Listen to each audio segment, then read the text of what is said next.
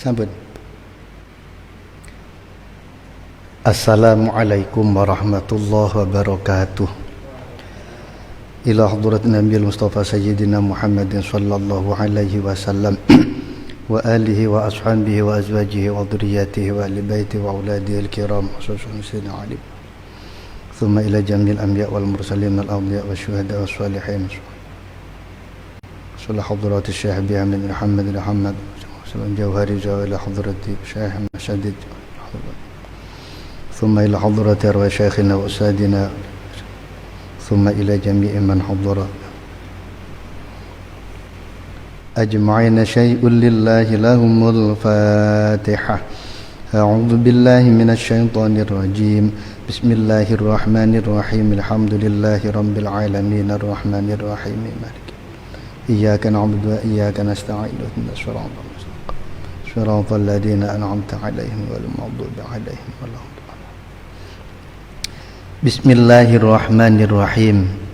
Alhamdulillahi rabbil alamin wa bihi nasta'inu ala umurid dunya waddin.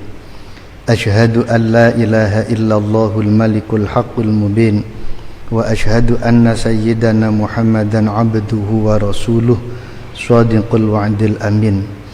Allahumma shalli wa sallim wa barik ala sayyidina Muhammadin wa ala alihi wa ashabihi ajma'in. Qala al-musannifu rahimahullahu ta'ala wa nafa'ana bihi wa bi'ulumihi wa a'ada alaina min barakati du'aihi wa asrarihi fit dharaini amin ya rabbal alamin. Bapak-bapak, ibu-ibu, saudara-saudara, para pemirsa dimanapun berada, yang mudah-mudahan kita selalu dirahmati dan diridhai Allah subhanahu wa ta'ala. Melanjutkan pengajian minggu lalu masih tentang tingkatan orang-orang yang berpuasa. Dijelaskan oleh Imam Ghazali bahwa tingkatan orang yang berpuasa itu ada 3. Pertama, puasanya orang awam. Yang kedua, puasanya orang-orang khusus atau orang-orang soleh. Yang ketiga, puasanya orang-orang yang khususul khusus, para nabi, para rasul, para kekasih Allah. Imam Ghazali menjelaskan, wa amma shaumul khususi, adapun puasanya orang khusus, wa huwa shaumus sholihin, yakni puasanya orang-orang soleh, orang-orang baik, fahuwa kaful jawarihi anil asam, yaitu mencegah seluruh organ tubuh dari berbagai macam perbuatan dosa. Wa tamamuhu utawi sempurnane shaumul khusus iku bisit tati umurin, iku tetep kelawan 6 piro-piro perkara. Adapun kesempurnaan puasanya orang-orang khusus itu disebabkan dengan ditentukan dengan 6 hal. Al-awwalu ghaddul basar. Yang pertama kemarin memejamkan mata, wa kaffuhu, dan mencegah mata anil ittisa'i fin nadhar, dari menyebarluaskan pandangan, ila kulli ma yudhamu wa yukrahu, terhadap segala sesuatu yang dicela oleh agama dan dibenci di dalam agama. Wa ila kulli ma yusgilul qalba, dan terhadap segala sesuatu yang menyibukkan hati, wa yulhi, dan menyibuk dan mempermainkan hati, memalingkan hati, an dzikrillahi azza wa jalla, dari ingat kepada Allah azza wa jalla.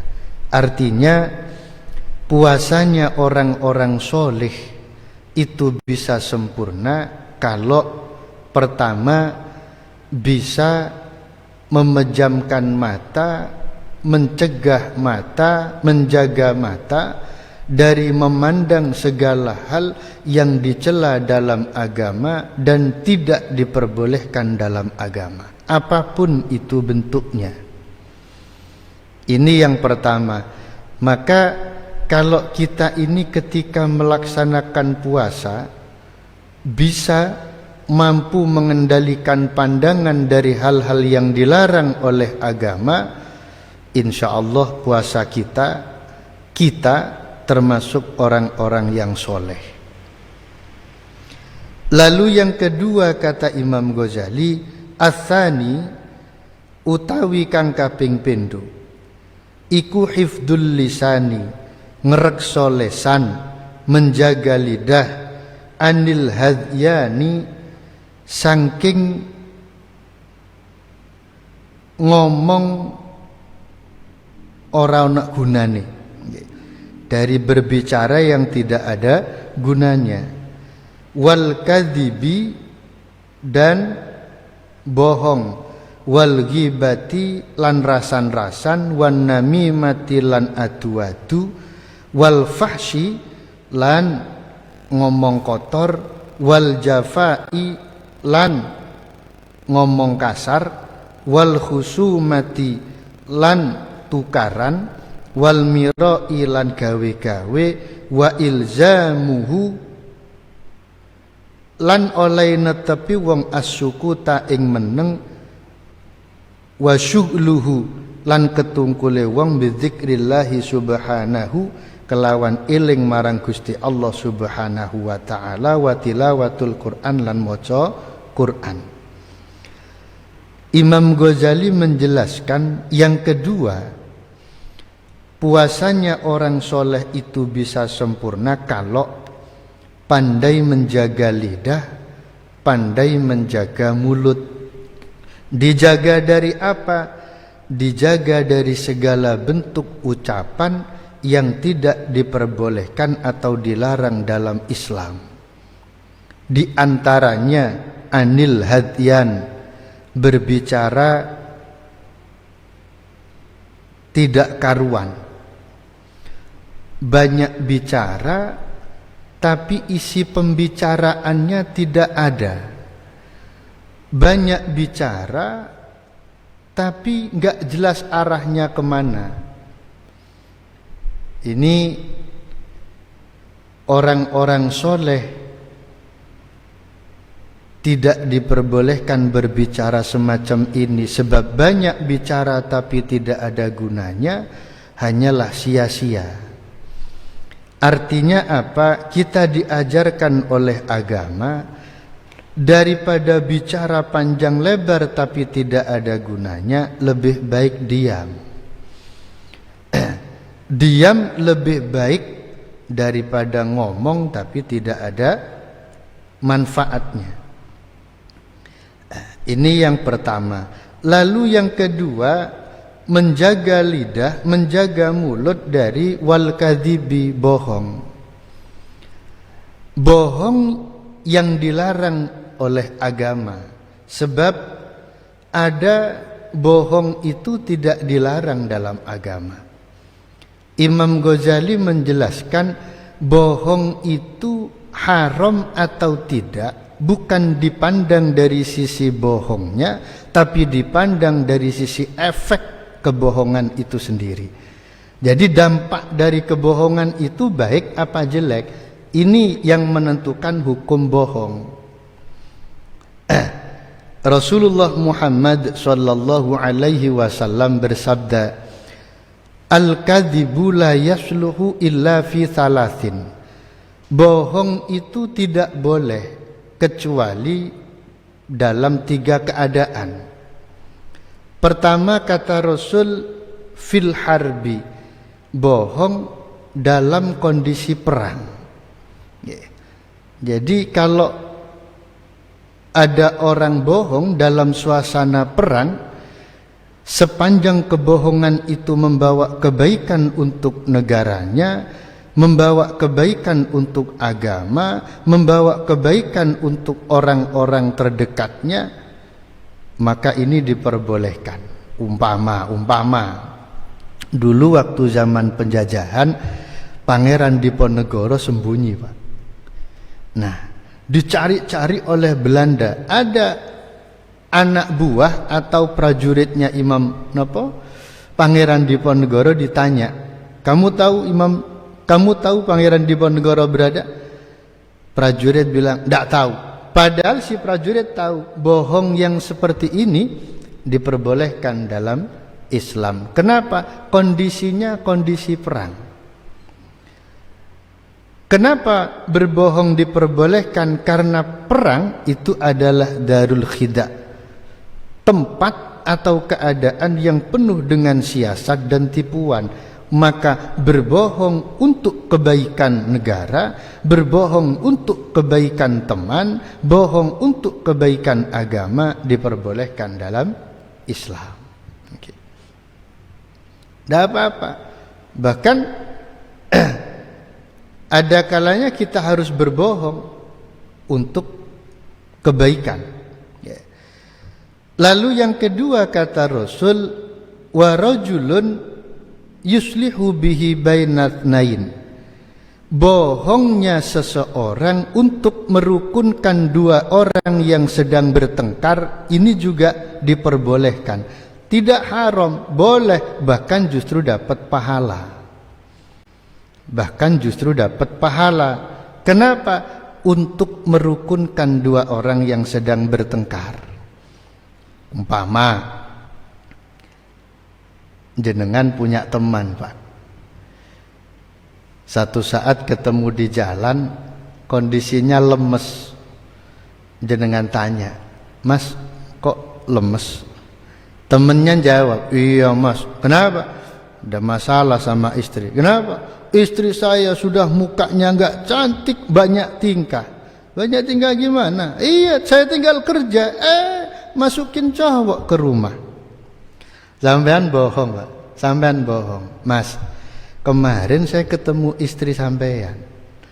"Mas, iya." Dia bilang sangat sayang, sangat cinta sama sampean. Sampean cuma salah paham. Ceritanya kemarin itu katanya ketika sampean baru berangkat kerja, ada tamu nyari sampean. Nah, karena ada tamu, masa diajak bicara di luar, di depan pintu, kan tidak pantas. Dipersilahkan masuk. Baru tamu masuk, baru tamu duduk, sampean datang, belum ngomong istrinya. Nah, sampean sudah salah paham. Sampean bohong, padahal sampean nggak pernah ketemu sama istrinya. Bohong semacam ini halal, justru dapat pahala. Kenapa? Sedang bertengkar, halal dan justru dapat pahala. Lalu yang ketiga kata Rasul, rajulun yuslihu bihi bainam ro'ati. Bohongnya seorang suami untuk menyenangkan istri, atau istri bohong untuk menyenangkan suami, sepanjang tidak merugikan pasangan, tidak merugikan salah satunya, maka bohong wasin, Pak. Jenengan ditanya sama istri, "Pak, masakan ibu hari ini gimana?" Sampean bohong, "Alhamdulillah Bu, masakan ibu hari ini nikmat sekali. Tidak ada ibu-ibu di kampung sini yang masakannya senikmat masakan ibu." Ya tidak ada, wasit. Ya, tidak ada. Tapi kan istrinya seneng, ya? Seneng, Pak. Dalam hati istri bersyukur, "Alhamdulillah masakan saya hari ini cocok sama lidah suami. Besok mau masak seperti ini lagi," kan gitu, Pak, ya? Saking senengnya. Padahal asin. Nah, bohong semacam ini diperbolehkan dalam agama, bahkan dapat pahala. Makanya bohong itu hukumnya haram atau tidak tergantung efek, tergantung dampak dari kebohongan itu. Kalau efeknya baik, maka bohong itu diperbolehkan dan justru dapat pahala. Contoh lagi, Pak. Ada kalanya kita ini ngomong kalau jujur itu justru jelek. Tapi kalau ngomong bohong malah bagus. Contoh begini, saya ketemu jenengan, saya ditanya, Pak Ustadz dari mana? Saya jawab dari belakang. Mau kemana? Mau ke depan. Ini jawaban saya salah apa benar? Salah apa benar? Benar kan? Setiap orang jalan pasti dari belakang ke depan. Ketika jenengan tanya, Pak Ustadz sampean dari mana? Dari belakang. Mau kemana? Mau ke depan. Jawabannya bener, tapi kan minta ditapuk cangkemnya bang ya. Wong ditanya beneran kok jawabnya guyon. Ini salah satu contoh kata-kata yang kadang kita ini kalau bicara jujur bener, tapi efeknya jelek.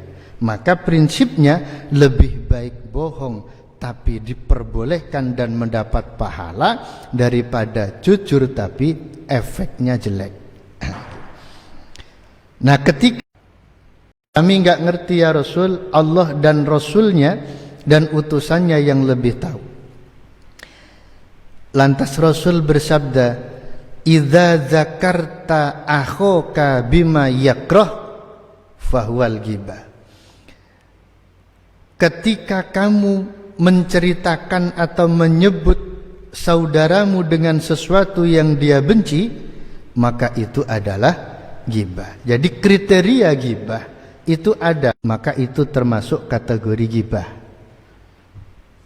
Umpama apa? Umpama niki nggih.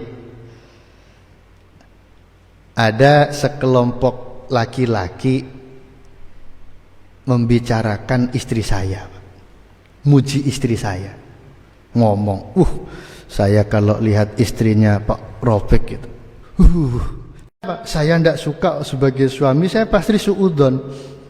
Jangan-jangan orang-orang ini sering ngintip-ngintip atau mencuri-curi pandang istri saya. Atau jangan-jangan namimati dan adu domba, adu-adu. Jadi menjaga lisan dari adu domba. Makanya provokator, tukang kompor, tukang kipas, nggih, poso-poso prai sik, Pak. Nggih, prai. Dan ini artinya kita dilatih oleh Islam, dilatih oleh Ramadan untuk belajar menjaga pikiran dan lisan dari namimah atau mengadu domba. Karena sekarang ini banyak, Pak.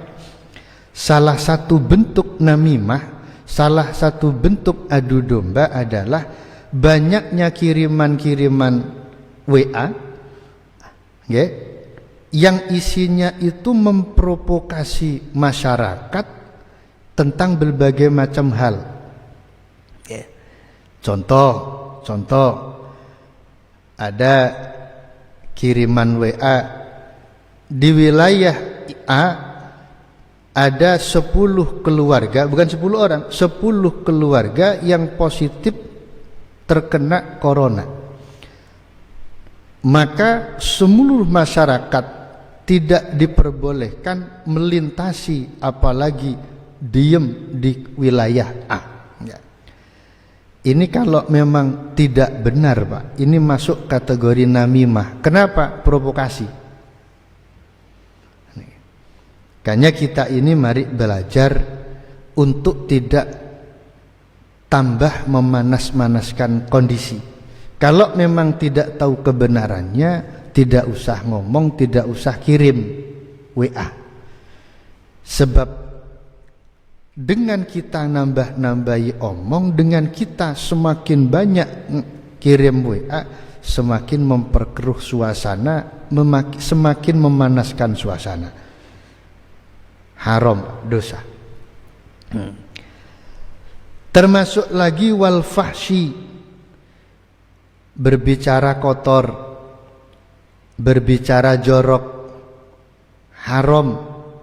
Saat puasa bisa membatalkan atau menghanguskan pahala puasa. Wal jafa, ngomong kasar, berbicara kasar, menyinggung perasaan orang lain dengan kata-kata kasarnya.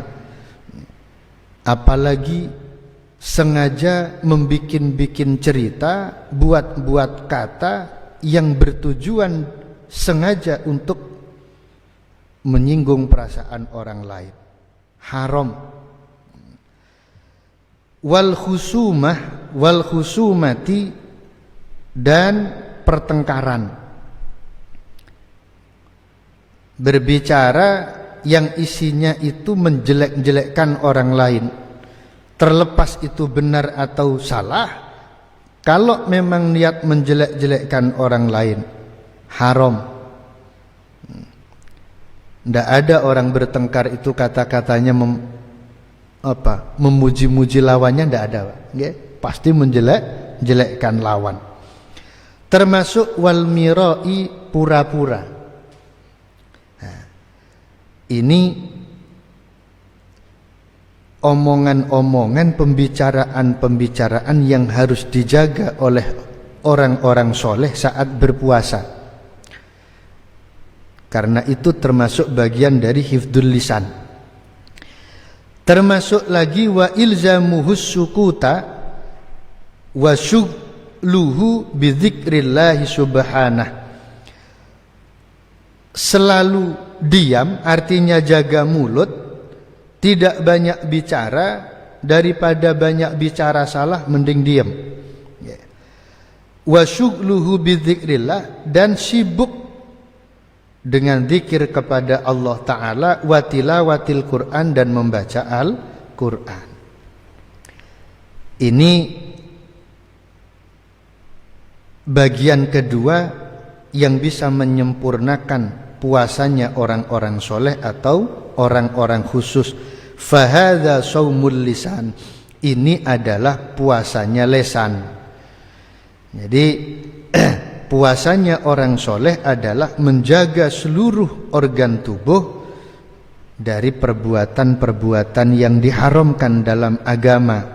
Yang pertama tadi mata, yang kedua lesan. Wa qad qala Sufyan, Syekh Sufyan Tsauri berkata, al-ghibatu tufsidus shauma, menggunjing orang bisa merusak pahala puasa.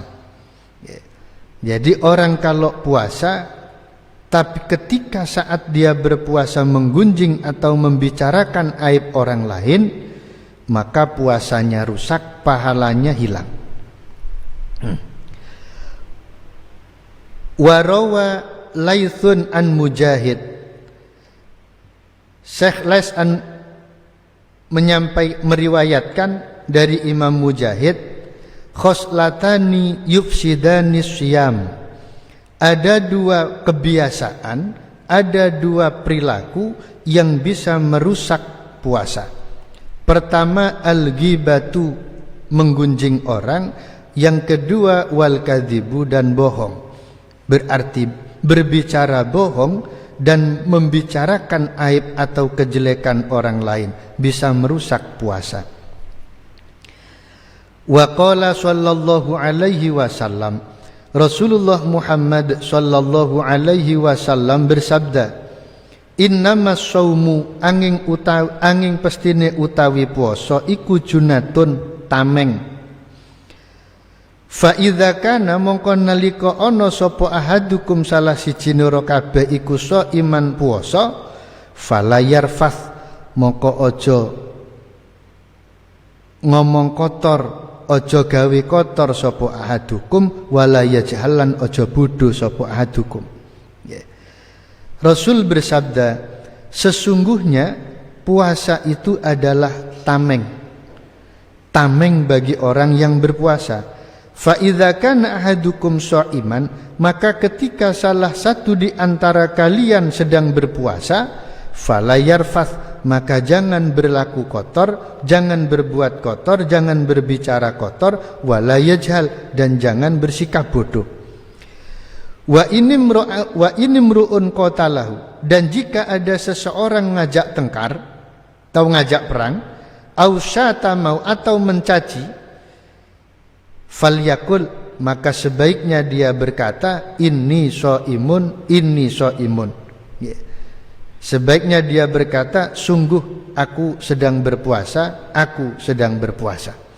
Jadi hadis Rasul ini mengajarkan kepada kita, jika satu saat ada orang memancing-mancing kita untuk berkata-kata jelek, untuk bersikap jelek, melakukan hal yang tidak sesuai dengan tuntunan agama, maka hendaknya kita ini berkata, ngomong kepada diri sendiri dan ngomong kepada orang yang mancing kita, ngomong, saya sedang puasa, saya sedang puasa. Kalau kita sadar kita puasa, insya Allah kita akan berusaha untuk menjaga lisan dari hal-hal yang tidak diperbolehkan dalam Islam. Waja'a fil khabar, waja'a lan taqa fil khabari ing dalam hadis, apa annam ra'ataini, sak temene wong wadon loro iku somata puasa karone, ala ahdi Rasulillah sallallahu alaihi wasallam, ing atase mangsa uripe Kanjeng Nabi Muhammad sallallahu alaihi wasallam. Fa ajhada mongko mayahaken huma ing wadon loro apa alju'u wal atsulu welan ngelak min akhirin nahari saking akhire rino, hatta kadata hingga parek-parek sapa wong wadon loro iku anta talifa yen to rusak karone sapa wadon loro. Diriwayatkan di dalam hadis ada dua wanita sedang berpuasa pada masa hidupnya Rasulullah sallallahu alaihi wasallam. Nah, kemudian kedua wanita ini merasa berat karena lapar dan dahaga, merasakan berat, merasakan payah di akhir siang atau di akhir hari, berarti sore hari, hingga hampir-hampir mereka berdua itu celaka. Faba'athata ila Rasulillah sallallahu alaihi wasallam.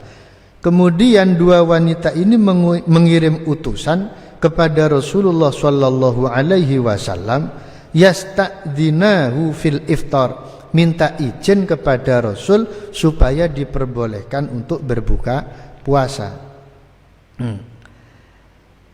Fa arsala ilaihi maqadhan, fa arsala mongko ngutus sapa Kanjeng Nabi ilaihi marang wadon loro qadhan ing gelas, waqala lan dawuh sapa Kanjeng Nabi Muhammad sallallahu alaihi wasallam, qul ngucap sira utusan lahu marang wadon loro, qayya mutawa sira loro fihi ing dalam gelas, ma ing barang akal tuma kang wis mangan sapa sira loro ing barang. Kemudian Rasulullah mengirim utusan, mengirim seseorang sambil bawa gelas. Rasul bersabda kepada utusan, hei utusan, nanti kamu ngomong sama kedua wanita itu, hei wanita, muntahlah kamu di gelas ini, muntahkan apa yang telah kalian berdua makan di gelas ini. Jadi Rasulullah ngirim utusan, katakan ngirim sahabat sambil bawa gelas, disuruh ngomong sama wanita itu supaya kedua wanita itu memuntahkan apa yang dia telah makan. Karena disuruh memuntahkan, fafa'at ihdahuma nisfahu.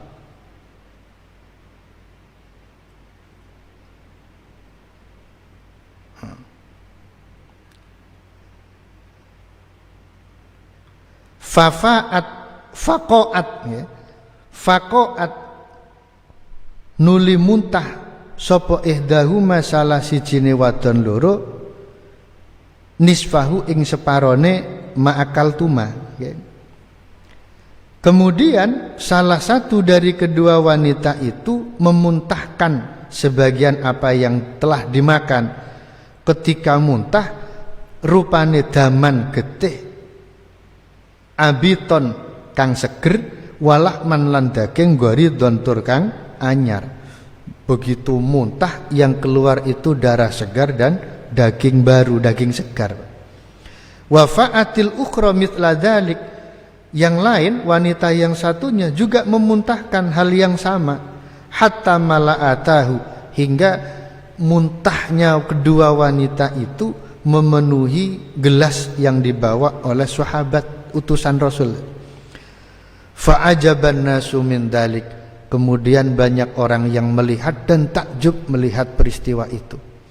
Jadi kaget, kok bisa wanita yang dari subuh puasa nggak makan, nggak minum, nggak apa, begitu disuruh memuntahkan sesuatu justru keluar darah dan daging segar. Logikanya kan kalau sudah nggak makan dari pagi Pak sampai asar katakan, kan nggak ada yang bisa dimuntahkan. Ini justru ada darah dan daging segar. Masyarakat yang melihat takjub, heran. Faqala sallallahu alaihi wasallam, lantas Rasulullah Muhammad sallallahu alaihi wasallam bersabda, hatani somata amma ahallallahu lahuma wa aftarata ala ma harramallahu ta'ala alaihima. Kata Rasul, masyarakat, kedua wanita ini telah berpuasa. Dia tidak makan, tidak minum apa-apa yang Allah halalkan untuk keduanya. Jadi mereka berpuasa, enggak makan, enggak minum apa yang dihalalkan Allah untuk keduanya. Wa aftara ta'ala ma harramallahu ta'ala lima. Tapi keduanya ini telah membatalkan puasanya, telah merusak puasanya dengan apa-apa yang telah Allah haramkan terhadap keduanya. Artinya apa? Puasanya kedua wanita ini rusak, cacat. Kenapa? Karena telah melakukan hal yang dilarang oleh agama. Apa yang dilakukan kedua wanita itu? Rasul menjelaskan, kata Rasul, beliau bersabda, qa'adat ihdahuma ilal ukhra. Salah satu dari kedua wanita ini duduk di samping yang lain. Faja'alata yagtabanin nas. Kemudian keduanya menggunjing orang lain. Jadi biasa kan Pak G, kalau wanita ketemu wanita, ini pasti mungkin omongan pertama baik. Katakan 5 menit, 10 menit pertama pembicaraannya bagus mungkin. Nanyain kabar, piye Mbak kabare? Alhamdulillah sehat. Wah, aku mau dolan. Nah ini mulai pun, saya tadi main-main ke rumahnya si fulan. Udah biasanya terus ngomongin orang biasanya Pak. Nah niki. Nah ini, jadi kedua wanita ini duduk terus membicarakan aib orang lain. Yagtabanin nas. Fahadha ma'akalata min luhumihim. Maka ini, kata Rasul, yang di gelas ini adalah apa yang telah mereka makan berupa daging orang-orang yang dia bicarakan. Intinya yang kedua, puasanya orang-orang soleh itu adalah puasa lisan, menjaga lidah, menjaga mulut dari hal-hal yang dilarang dalam Islam. Lalu yang ketiga, kesempurnaan puasanya orang-orang khusus, orang-orang soleh. Ats-tsalitsu kaffus sam'i, mencegah pendengaran, anil isgha'i, saking nengklengno, ila kulli makruhin, marang saben-saben perkara kang disengiti. Jadi yang ketiga, mencegah pendengaran, mencegah telinga dari memperhatikan, mendengarkan dan memperhatikan segala sesuatu yang dibenci atau yang dimakruhkan dalam Islam. Yang makruh saja dilarang Pak, apalagi yang haram. Yang makruh saja dilarang, apalagi yang haram. Artinya saat kita berpuasa, kita ini diajarkan untuk melatih supaya menjaga pendengaran dari hal-hal yang tidak diperbolehkan dalam Islam. Saya kan tidak ngomong, saya kan cuma mendengarkan. Sama Pak, sama. Sama aja dulu tahun-tahun 80-an masih ada SD SB Pak. Nah, itu biasanya kan banyak orang tua-tua itu, mbah-mbah itu, itu nitip, nitip. Ada tetangga beli 10.000, nitip 1.000. Kalau diingatkan, Mbah, kok beli SD-SB? Enggak nak, saya enggak beli. Terus cuma nitip. Itu sama itu Pak, sama itu. Ini saya kan enggak ngomong, saya cuma dengerin aja. Sama Pak.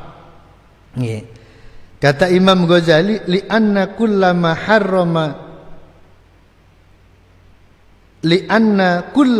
hurima qauluhu hurimal isga'u ilaih. Karena sesungguhnya segala sesuatu yang haram diucapkan, maka haram pula didengarkan dan diperhatikan. Jadi segala ucapan kalau haram diomongkan, maka mendengarkan dan memperhatikannya juga ikut haram.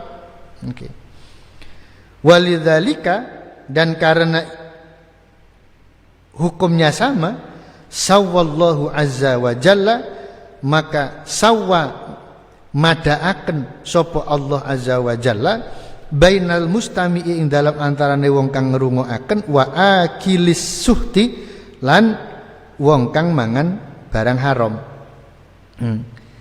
Jadi karena hukumnya sama-sama haram, Allah memberikan hukum sama antara orang yang mendengarkan dan orang yang makan barang haram.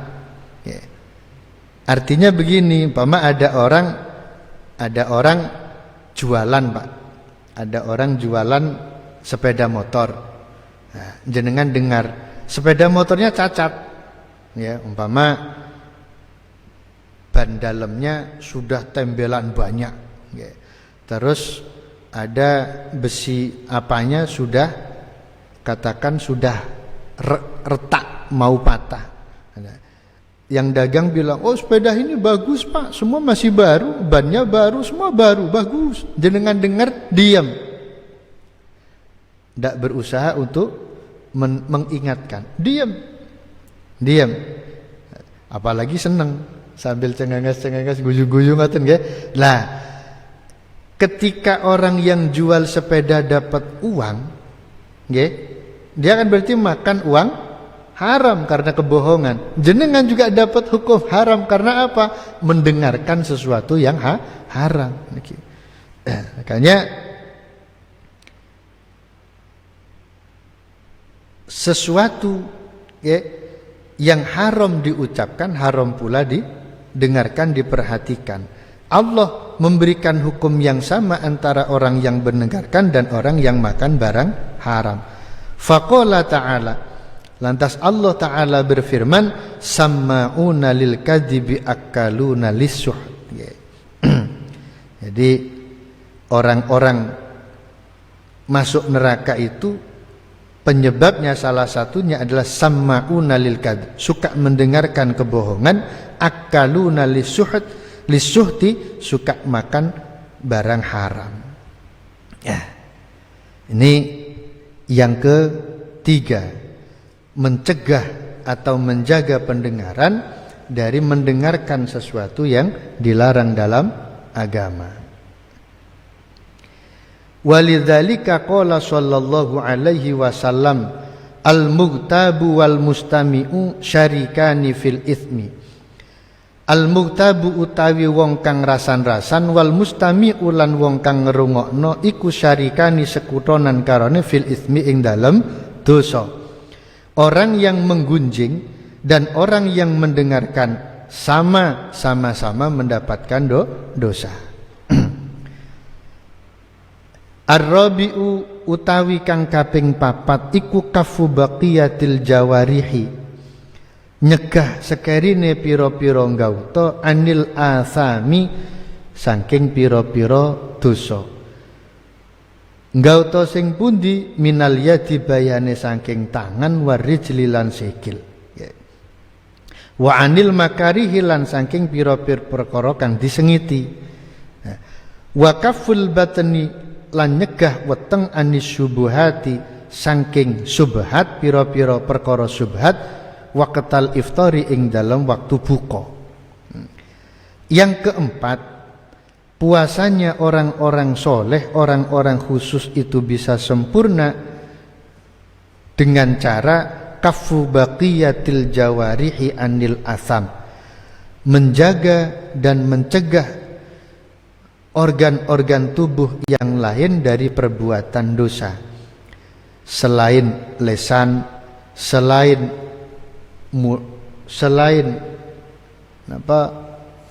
lesan, selain pandangan, selain pendengaran, dijaga dari hal-hal yang tidak diperbolehkan dalam Islam.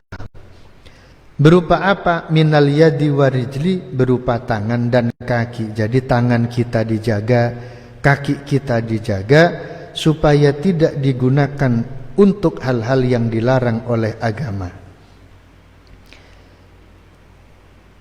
Mencuri, saya sudah pernah bilang mencuri, segala bentuk pencurian, ya, mencuri dalam segala bentuknya itu diharamkan dalam agama. Kenapa saya bilang dalam segala bentuknya? Karena sebutan atau nama untuk nyolong itu macam-macam, Pak. Tergantung jumlah besar kecilnya yang diambil, ya. Ya, tergantung besar kecilnya atau jumlahnya yang diambil. Kalau yang diambil itu sangat sedikit sekali, namanya ngentit, ya. Ya. Kalau agak banyak namanya ngutil, ya. Banyak lagi namanya nyolong, banyak lagi namanya ngerampok, banyak lagi namanya korupsi, ya. Tergantung jumlah yang dicuri, yang diambil. Haram. Pak, saya kan tidak puasa, nggak apa-apa dong saya ngambil, nggak apa-apa dong saya nyuri, sama Pak, ya.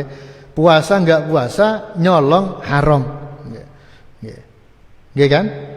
Puasa ndak puasa, mencuri haram. Okay. Kaki dijaga dari hal-hal yang tidak diperbolehkan dalam agama.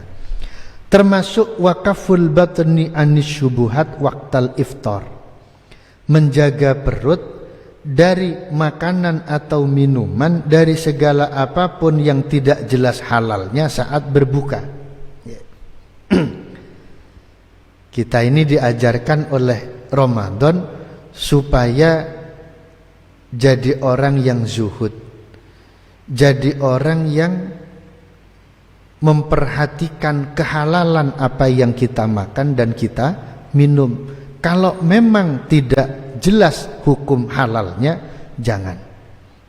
Bab kadang ada barang itu barangnya halal, Pak, ya, barangnya halal.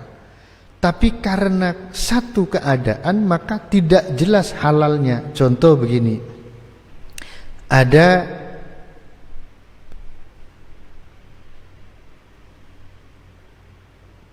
sandal di masjid, tidak jelas yang punya siapa. Tiba-tiba jenengan pakai, ini belum jelas halalnya. Kenapa? Karena yang punya belum tentu menghalalkan kalau kita pakai. Contoh lain, makanan atau minuman. Pama saat kita berbuka, katakan ini berbuka di masjid, buka bersama atau di musola.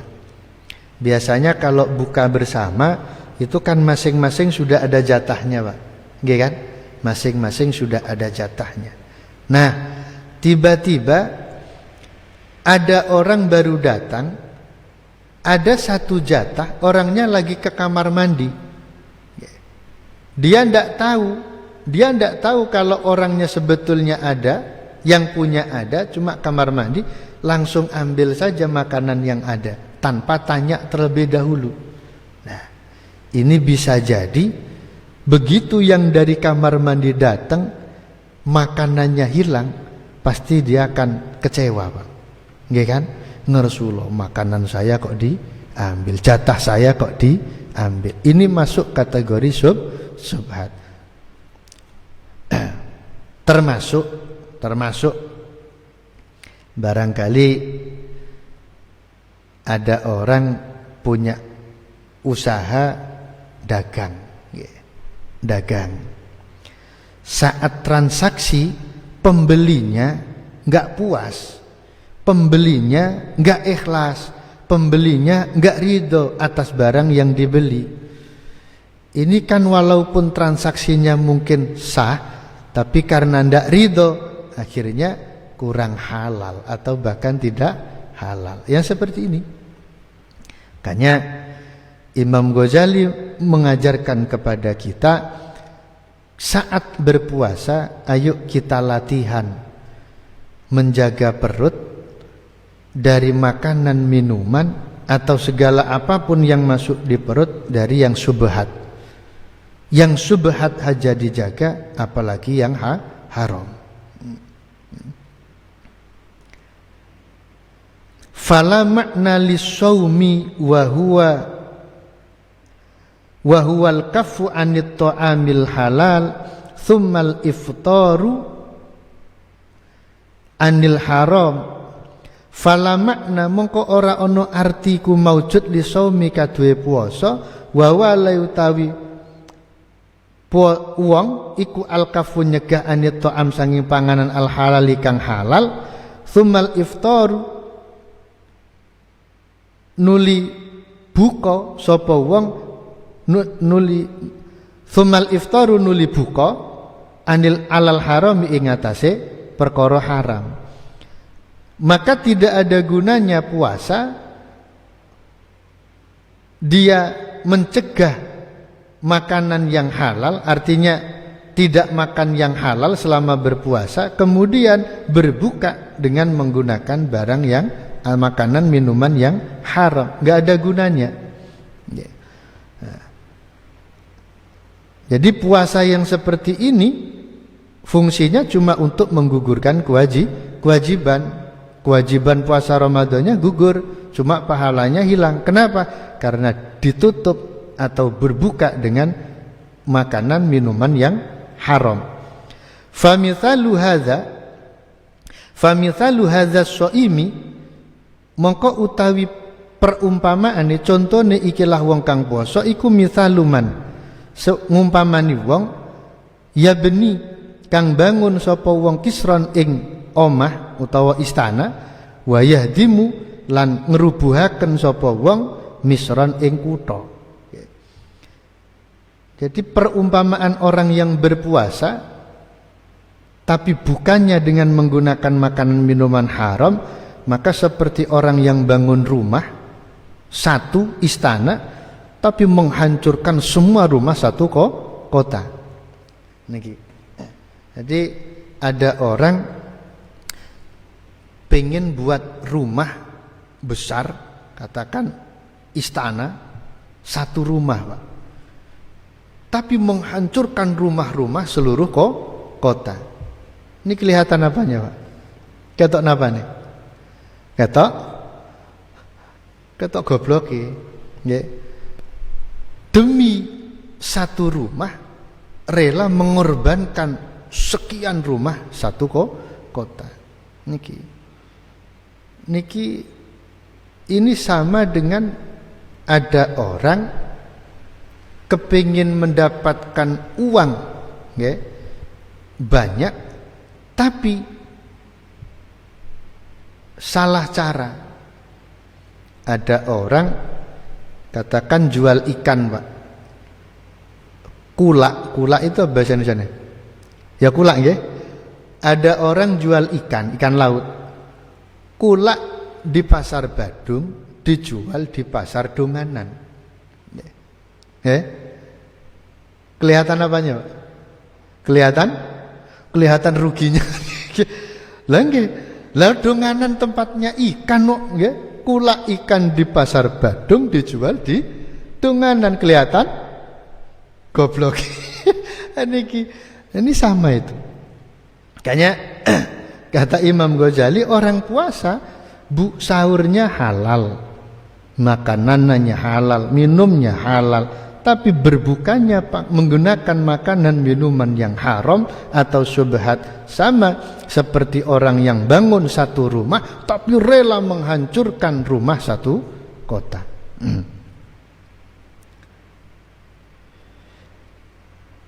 Fa inna ta'amal halal, fa inna ta'amal halala, mongko sak temene panganan kang halal iku innama yadurru, angin pestine bebayani apa panganan halal bikatroti, sebab akae panganan halal, la binauihi, ora sebab macem-maceme panganan halal. Fasaumu mongko utawi puasa iku litaklilihi, krana nyuda utawa ngidikaken panganan halal. Nah, kata Imam Ghazali, makanan walaupun halal ini kalau banyak membahayakan. Ya kan? Perut itu kan sudah ada ukurannya. Perut itu sudah ada ukurannya. Taruhlah gelas. Taruhlah gelas. Botol aqua ini sudah ada ukuran. Ukurannya ya sebotol. Kalau diisi air sakit perut. Maksimal sampai semaput ya. Ngoten. Kepileng ya. Nah, kata Imam Ghazali, makanan halal tapi kalau berlebihan akan membawa madarat, membahayakan. Jadi la binauihi, bukan karena macam-macamnya, bukan, tapi karena banyaknya, karena jumlahnya. Walaupun makannya yang dimakan macam-macam. Katakan ada orang berpuasa, saat berbuka macam-macam dimakan. Kurma satu dimakan, habis kurma makan pisang goreng satu dimakan, habis pisang goreng mungkin yang lain, tapi sedikit-sedikit, nggak masalah. Nggak masalah. Jadi makanan itu yang membahayakan bukan macamnya tapi jumlahnya. Walaupun halal, tapi kalau banyak apalagi berlebihan akan membawa madarat, yadurru bikathrotihi. Nah, fasaumu litaklilihi, maka puasa itu adalah untuk mengurangi makanan yang berlebihan. Walaupun halal boleh dimakan tapi jangan berlebihan. Maksudnya begitu. Ini yang diajarkan melalui puasa. Okay.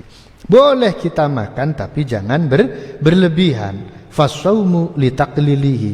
Nah, wa tarikul istikthari minad dawa khaufan min dararihi. Wa tarikul istikthar, utawi wong kang ninggal ake-akean minad dawa saking obat, saking tombo, khaufan krana wedi min darari saking bahayane tombo obat, iku idza adala, nalika ngalih sapa wong ila tanawulis sami, marang merkoleh racun, kana mongko ana sapa wong iku safihan, wong kang goblok, wong kang bodoh. Nggih. Orang yang tidak mau mengambil obat secara berlebihan karena takut bahaya, kemudian dia berpaling, enggak mau minum obat yang banyak, tapi justru dia berpaling ila tanawulis sami, justru ngambil racun, justru dia minum racun. Nah, jadi enggak pengen berlebihan minum obat, karena kalau berlebihan takut mungkin efek kimianya bahaya di ginjal dan yang lain. Tapi enggak mau minum obat, enggak mau minum obat dalam jumlah banyak, justru dia minum racun. Ya karena safihan, maka dia termasuk orang goblok, orang bodoh. Oke. Sama orang berpuasa juga begitu. Jadi saat berbuka dia makan, dia minum apa yang syubhat, apa yang haram, maka dia termasuk orang yang bodoh karena merusak pahala puasanya. Inilah lantas Rasulullah Muhammad sallallahu alaihi wasallam bersabda, kam min shaimin laisa lahu min syiyamihi ilal ju' wal atas. Inilah yang bisa kita kaji.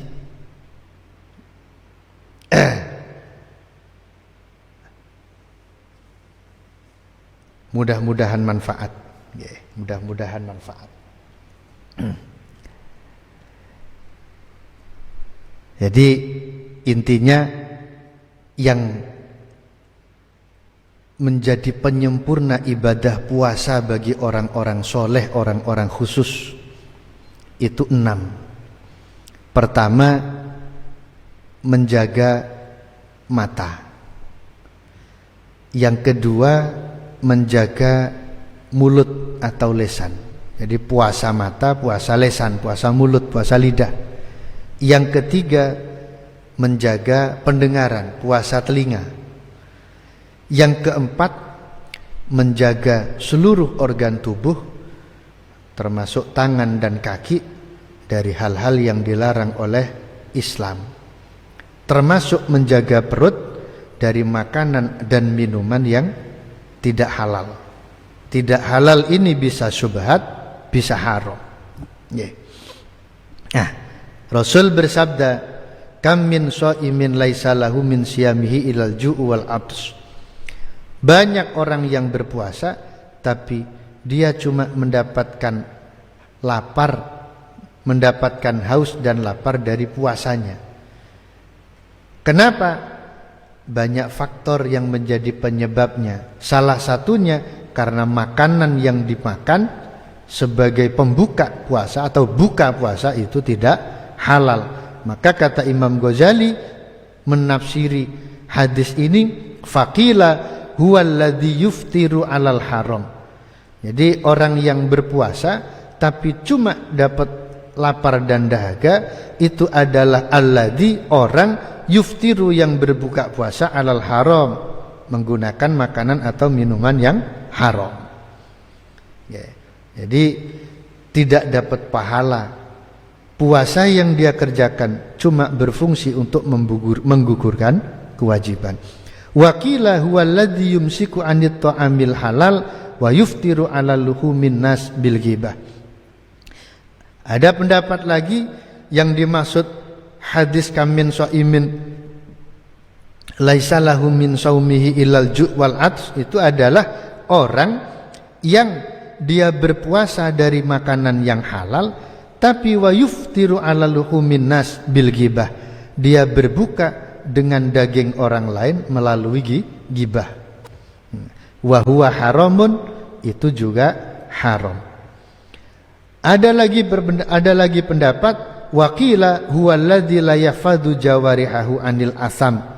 Orang yang berpuasa tidak dapat apa-apa, cuma dapat lapar dan dahaga adalah orang la yafadu yang tidak menjaga, yang tidak bisa menjaga jawarihahu organ tubuhnya anil asami dari beberapa hal yang haram atau yang diharamkan dalam Islam.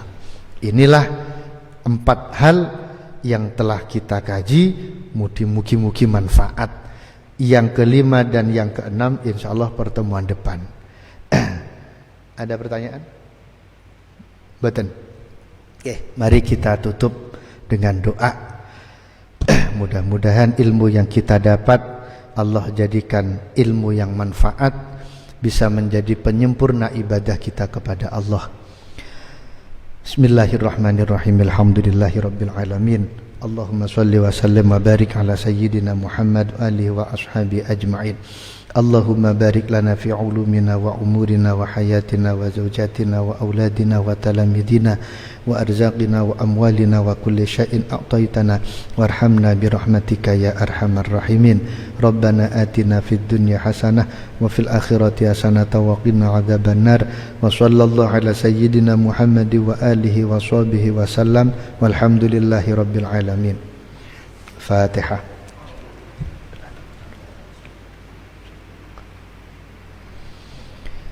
Kurang lebihnya mohon maaf. Wa in tajid aiban fasuddal khalala fajalla mal aibun fihi wa ala. Wallahul muwaffiq ila aqwamit thariq wal afu minkum. Wassalamu alaikum warahmatullahi wabarakatuh.